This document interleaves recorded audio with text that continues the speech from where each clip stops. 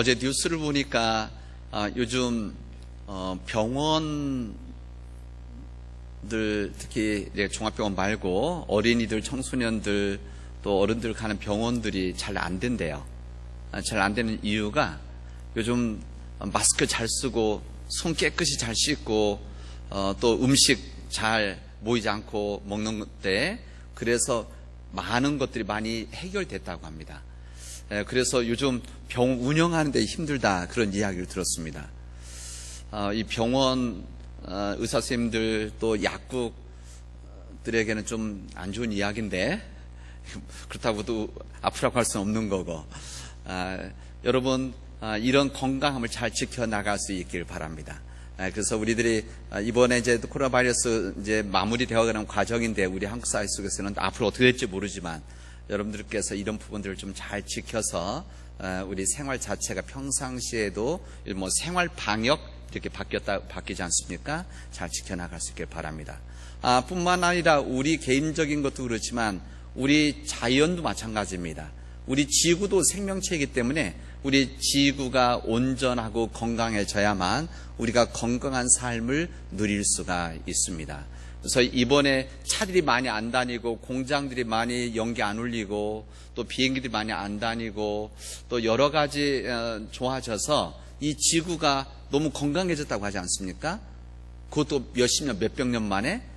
그래서 여러분들이 우리 몸, 우리 자연, 이 지구를 지키는 그런 일들을 여러분 다른 사람이 해야 될 일이 아니라 우리가 해야 된다. 그래서 우리들이 가능하면 차 타는 거 많이 줄이고 또 전기도 아껴 쓰고 또 자연도 훼손되지 않도록 지키고 나무 베지 않고 이런 일들이 우리 사회 속에 있을 때 우리의 건강하면서 지낼 수 있다는 것을 항상 마음속에 간직하고 지켜나갈 수 있기를 바랍니다. 요즘 여러분들도 그렇고 저도 요즘 우리 주변이 이 철쭉꽃으로 너무너무 이렇게 아름답다는 걸 느낄 겁니다. 이 산과 들에 철쭉 많고 우리 길가에, 저도 출퇴근할 때 요천길 타고 자전거 타고 올 때 보면 그 옆에 이 꽃잔디 또 철쭉꽃들이 너무너무 아름답습니다. 요즘 철쭉도 보면 이게 형언할 수 없는 아름다운 색깔들이 아마 우리들에게 새로운 활기를 넣어주지 않나, 그런 생각을 해봅니다.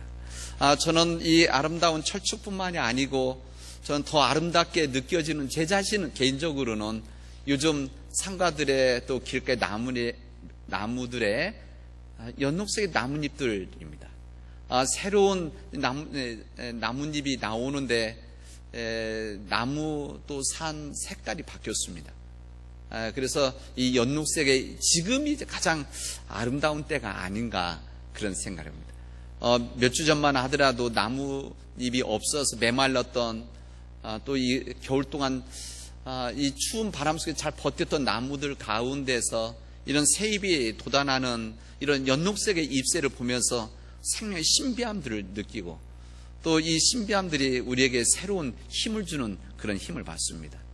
이게 바로 나무 자연의 부활이 아닌가, 이런 생각. 죽어 있는 것 같이 보여졌던 그 나무에서 새로운 싹이 나고 나뭇잎이 나는 것은 하나님의 또 하나의 은총이라고 저는 생각을 해봅니다.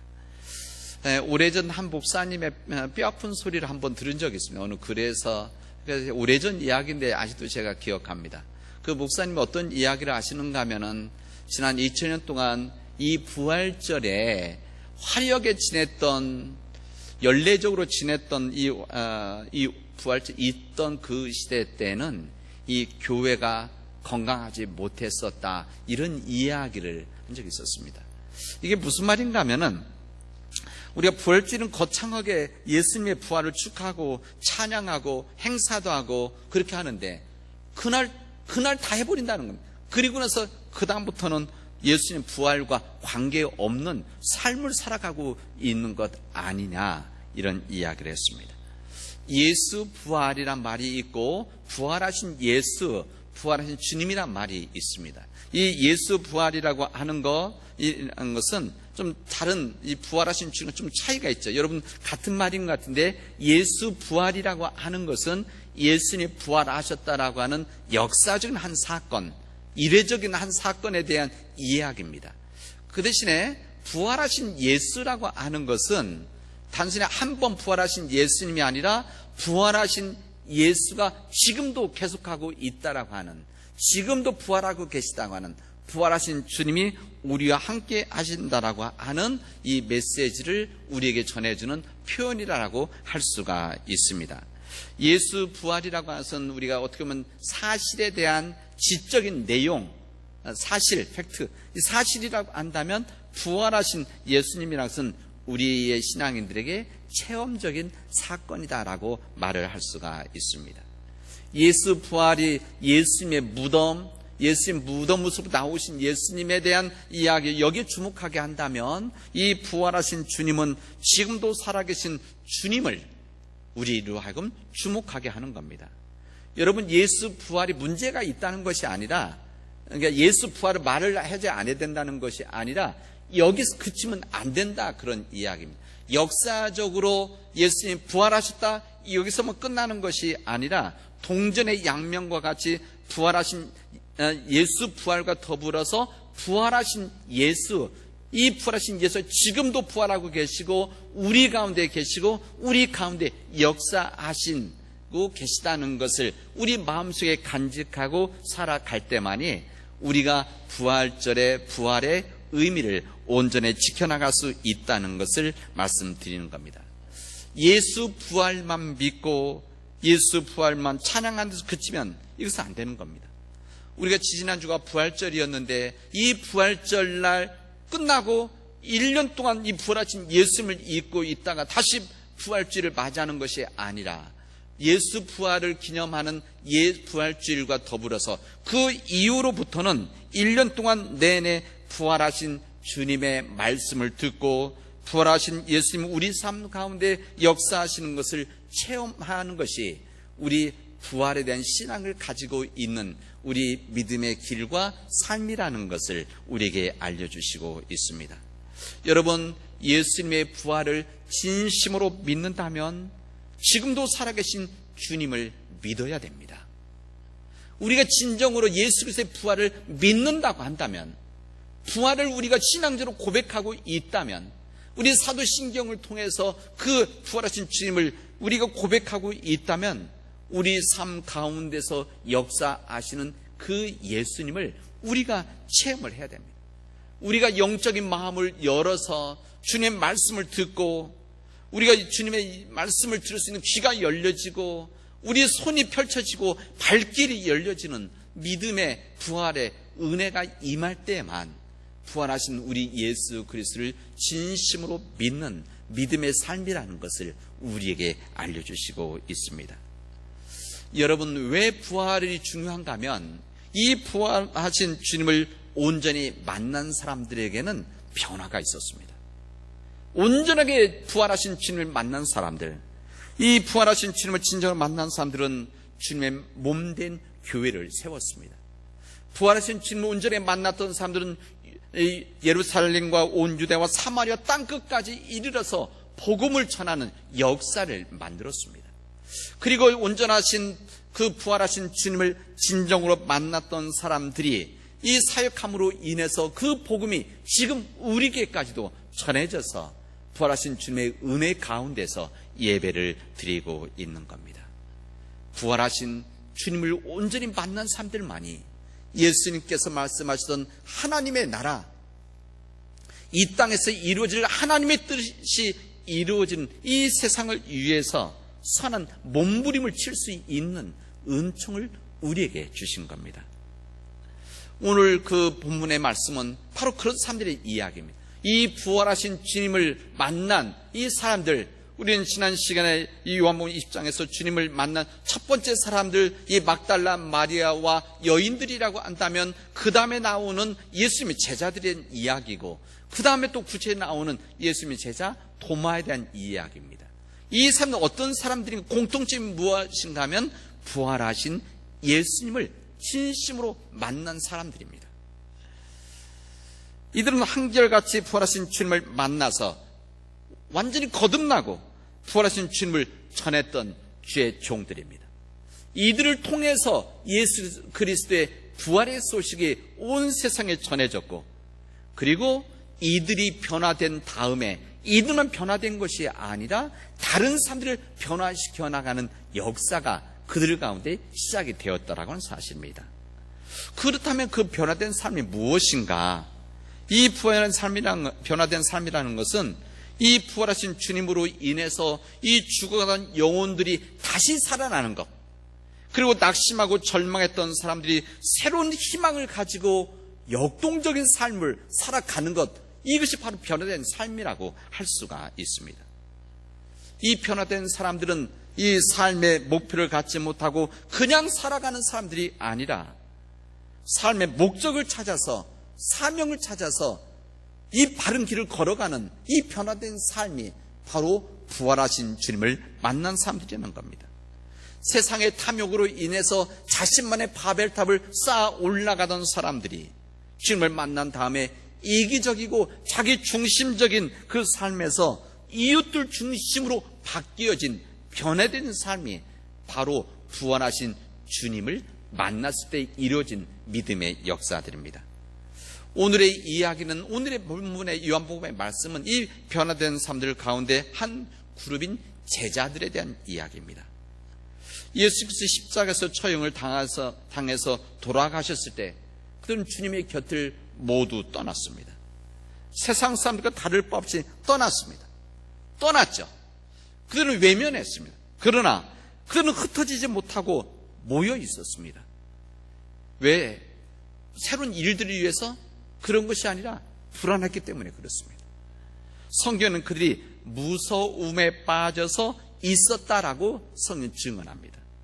예수께서 예루살렘에 올라오시기 전까지 사람들이 환호를 받고 박수를 받을 때 그들은 당당했었습니다. 무엇인가 자기들이 무엇인가를 이룰 수 있을 것이라고 하는 그런 인간적인 희망을 그들은 가지고 있었습니다. 그러나 그 주님은 어이없이 예루살렘에 입성하신 다음에 힘도 써보지도 못하고 비참하게 십자가에서 돌아가시는 것을 본 이후에 그들이 자신들이 걸어온 길을 후회를 했습니다. 그걸 낙심했습니다. 줄이 끊긴 인형처럼 어찌할 바를 몰라 했습니다. 더욱 그들을 부담스럽게 했던 것은 예수를 잡아서 십자가에 올렸던 열렬한 유대주의자들입니다. 이 제사장들, 종교 지도자들입니다. 이 제자들 생각에는 예수님을 잡아서 십자가에 올렸던 이 열렬한 유대주의자들, 이들이 똑같이 제자들도 붙잡아서 처형시키지 않을까라고 하는 두려움이 있었습니다. 그래서 그들은 이 두려움 속에서 밖에 나가 돌아다니지도 못하고 예루살렘 한 구석에 다락방에 모여서 문을 크게 닫고 둔분출하고 있었던 것입니다. 불확실한 미래에 대한 불안감이 그들을 짓누르고 있었기 때문에 그렇습니다. 이때 이젠 하나님의 은혜가 시작이 돼요. 바로 그때 성경은 예수님께서 그들을 찾아오셨다라고 말씀합니다. 예수님께서 그들에게 찾아오셨다. 두려움 속에 있었던, 무서움에 빠져서 숨어 있었던 그들에게 주님이 먼저 찾아오셨다는 겁니다. 굳게 문을 잠그고 있었던 다락방의 제자들에게 주님은 들어오셔서 샬롬, 평화, 너희들에게 평강이 있기를 바란다 주님 말씀하십니다. 그리고 이 제자들은 이 주님께서 그런 평화 인사를 했었을 때 받아들일 수가 없었습니다. 비참하게 돌아가신 주님께서 자신의 눈앞에 있다는 것 자체가 받아들일 수가 없었던 겁니다. 문까지 꽁꽁 닫아둔, 보면 원문에 보면 문틀, 복수리, 무슨 말, 모든 문을 꽁꽁 닫았는데 예수님이 들어오셨다, 그런 이야기입니다. 그러니 그들은 어떻게 생각했겠습니까? 성경에 보면 유령이라고 생각한 겁니다. 한국식으로 보면 귀신인 거죠. 그래서 주님께서는 이렇게 이야기를 하십니다. 너희들은 어찌하여 당황하고 어찌해서 이렇게 의심하고 있느냐? 나는 유령이 아니다. 너희들 내 손을 보아라. 내 옆구리를 보아라. 이렇게 이야기하십니다. 누가복음의 말씀에는 이 똑같은 사건 중에 한 부분을 더 이야기합니다. 누가복음에서는 안 받아들이려고 하니까, 혹시 유령인가 의심하니까 예수님께서 너희들이 먹을 것이 있으면 가져와 봐라. 그래서 생선 한 도막을 드셨다, 이렇게 돼요. 무슨 말이냐면 그냥 유령이 아니라 먹을 수 있는 예수님의 몸이라는 것을 제자들에게 알려주셨다, 이렇게 되어져 있습니다. 이때부터 제자들이 변화가 되기 시작합니다. 이때부터 이 부활하신 주님을 믿음으로 이제부터 받아들이고 현실이 되어진 이 부분을 받아들이기 시작합니다. 이때부터 그들은 낙심하고 축 처져 있었던 그들의 삶 가운데 새 힘을 시작을 하게 되어집니다. 시작이죠, 시작.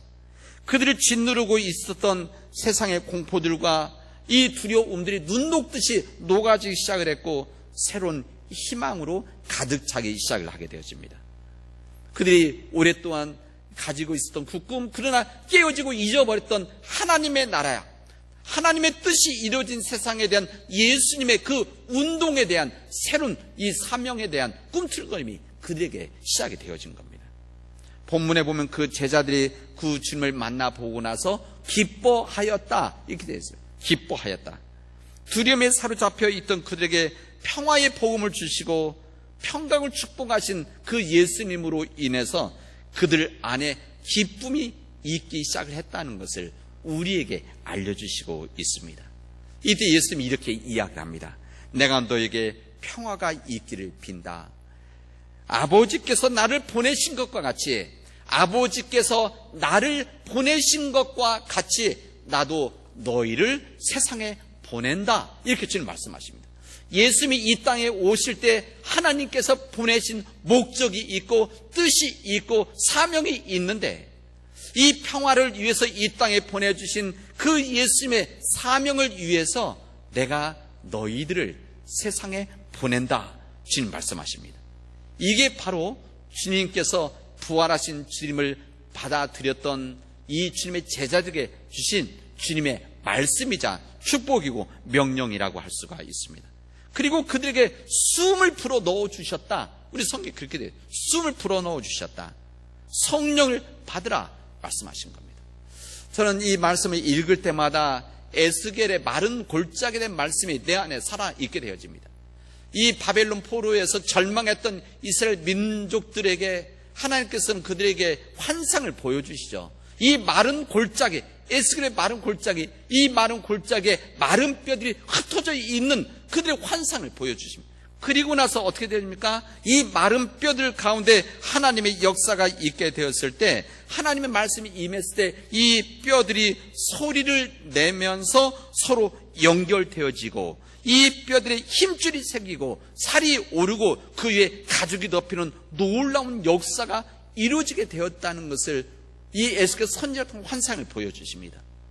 이 마른 뼈들 가운데 이 힘줄이 생기고 이 피부가 생기고 힘줄이 생기면서 뼈들이 일어섰을 때, 이때 어떻게 됩니까? 거기에 하나님의 영이 불어 넣어졌을 때 우리 성경은 큰 군대가 되어졌다, 이렇게 되어집니다. 그래서 그들에게 놀라운 새로운 역사의 환상을 보여줍니다. 그리고 그들에게는 새로운 이스라엘을 세우게 되어지죠. 이 하나님의 영이 그에 불어 넣어졌던 것처럼 오늘 요한복음의 말씀에 이 부분이 그대로 나옵니다. 하나님의 생기, 그 하나님의 영이 제자들에게 불어 넣어졌을 때 그들이 다시 살아나게 되어졌다는 것을 우리에게 알려주십니다. 부활하신 주님을 만나고 이 말씀과 하나님의 영에 의해서 성령에서 이 제자의 놀라운 이 역사를 시작하게 되어진 이 놀라운 믿음의 사건을 오늘 우리들에게 알려주시고 우리로 하여금 그 부활하신 주님을 다시 한번 영접하기를 주님은 원하시는 겁니다. 그 부활하신 주님을 만났던 그들이 주님으로 인해서 그들이 가지고 있던 이 두려움의 상황이 변화되어지고 이들이 변화되어진 것들이 세상으로 담대히 나가게 되어진 이 시작이 되어졌다는 것을 우리에게 알려줍니다. 여러분, 우리 인생에게는 수많은 두려움들이 있습니다. 우리 어린 아이의 두려움, 태어날 때 응애하고 우는 이 세상에 나오면서 갖는 두려움이 있다고 그렇게 말하지 않습니까? 우리 어린이들, 우리 어른들이 볼 때는 별것도 아닌 것 같지만 아이들 나름대로의 두려움이 있고, 우리 청소년들에게는 자기들의 꿈이 제대로 펼쳐지지 않고 성적이 잘 오르지도 않고 때로는 그 나이에 갖는 두려움들이 있습니다. 우리 젊은이들 나름대로의 두려움이 있죠. 이 젊은이들은 자신의 진로에 대한 거, 공부에 대한 거, 취직에 대한 여러 가지 미래 불확실성, 이런 모든 부분들 때문에 사실 두려워하고 있습니다. 우리 청년들만 그렇습니까? 우리 중년들도 건강이라든지 일이라든지 사업에 대한 두려움들, 또 가족에 대한 두려움들이 있습니다. 노년은 없어요. 노년은 노년에 가지고 있는 두려움들이 있는 거죠. 죽음에 대한 거, 이별에 대한 거, 또 우리 가족들에 대한 이런 두려움들이 사실은 많은 가지고 있습니다. 여러분, 무슨 말입니까? 이게 이 두려움 지금만 있는 것이 아니라 50년 전에 있었고 100년 전에도 있었고 예수님이 계시던 2000년 전에도 인간의 두려움은 그대로 있었던 겁니다. 왜 두려움이 있는가? 왜 두려움이 있는가? 그 이유는 마음에 진정한 평화가 없기 때문에 그렇습니다. 이 마음에 진정한 평화가 없기 때문에 우리 인간들은 두려움 속에 있고 무서움 속에 있는 겁니다. 세상의 모든 것을 가지고 있는다고 할지라도 그게 돈이고 명예고 권력이고 쾌락이고 이 모든 것을 가지고 있어도 인간 마음속에 가지고 있는 이 두려움은 어쩔 수 없는 겁니다. 왜? 평화가 없기 때문에. 오늘 여기에 대한 답을 주십니다. 진정한 평화라고 하는 것, 진정한 평화라고 하는 것은 주님이 해결해 주신다는 겁니다. 주님이 먼저 이 제자들, 두려움 속에 있었던 이 제자들에게 오셨을 때, 이 제자들에게 임했을 때 바로 두려움을 극복하고 무서움을 해결하는 믿음의 역사가 있었던 것처럼 우리 인간의 두려움이라고 하는 것은 우리 주님만이 해결할 수 있고 이 문제 해결자는 우리 예수 그리스도 부활하신 주님이라는 것을 우리에게 말씀해 주십니다. 이 예수님께서 이 땅에 오실 때 하늘은 영광이요 이 땅에는 기뻐하심을 입은 사람들 중에 평화로다 말씀하셨는데 이 평화로 오신 이 주님이 우리에게 임하시면 우리가 그 주님을 믿으면 우리 안에 평화가 임해서 우리 인간에게 주어지는 끊임없이 우리가 도전하고 우리를 흔들어 놓고 있는 세상의 위협을 감당해 나갈 수 있는 진정한 평화가 있다는 것을 우리에게 오늘 말씀을 알려주시고 있습니다. 세상을 이기고 이 죽음을 이겨 부활하신 예수 그리스도 그분이 우리 주님이 되어주시면 주님의 지팡이와 주의 막대기로 우리를 보호하여 주시고 지켜주시게 되어지는 겁니다. 이 말씀을 믿으시기를 바랍니다. 주님의 지팡이의 막대기로 지켜주시는 하나님의 은혜가 우리에게 임하게 되어졌을 때 우리 안에 있는 이 평화가 더불어서 우리가 이 땅에서 정말 담대한 삶을 살아갈 수 있다는 것을 우리에게 허락해 주신 우리 삶의 모든 일터에서 그냥 내 자신만을 위해서 살아나고 내 편함을 위해서만 살아가는 것이 아니라 나와 더불어서 이웃들을 위해서 하나님을 위해서 담대하게 살아갈 수 있는 그 힘이 바로 예수 그리스도를 믿음으로 부활하신 주님의 역사가 있게 되어질 때라는 것을 오늘 주님은 알려주시고 있습니다. 여러분 지금 세상의 문제로 개인적으로, 가정적으로, 경제적으로 두려움이 있습니까? 여러분 그렇다면 부활하신 예수님, 그 부활하신 예수님을 믿음으로 받아들이시고 영접할 수 있기를 바랍니다. 그리고 부활하신 예수님을 머릿속에서만이 아니라 내 가슴속에서 받아들여서 부활하신 주님이 지금도 나와, 지금도 우리 가족과, 지금도 우리 교회 속에서, 지금도 우리 사업체 속에서, 학교에서 역사하고 있다는 것을 믿고 여러분 믿음으로 담대하게 걸어나갈 수 있기를 바랍니다. 우리 지난 2달 동안 이 코로나 바이러스로 인해서 이 사회적 거리두기 때문에 우리 예배와 모임과 우리 모든 일들이 우리 다 움츠려 있었고 힘들었었습니다. 이제 약동하는 이 자연의 모습, 이 나무의 부활처럼 우리의 믿음의 삶들이 다시 한번 부활되어지는 믿음의 역사, 부활하신 주님으로 인해서 다시 한번 우리 안에 새로운 힘을 얻는 믿음의 역사가 이제 시작되어지를 주님의 이름으로 축원하겠습니다. 기도합시다. 은혜가 풍성하신 하나님, 부활하신 주님으로 인해서 우리가 어떤 상황 가운데서 흔들리지 않고 낙심하지 아니하도록 인도하여 주시옵소서. 전능하신 하나님으로 인해서, 불가능이 없으신 하나님으로 인해서 우리가 어떤 상황 가운데서도 흔들리지 아니하고 온전히 주님 주신 그 희망을 가지고 주님 우리의 삶으로 나아갈 수 있도록 역사하여 주시옵소서. 하나님, 우리 모든 믿음의 가족들에게, 우리 믿음의 사랑하는 교우들 위에 하나님의 은혜가 임하게 하여 주시옵소서. 이 모든 말씀을 예수님의 이름으로 기도합니다. 아멘.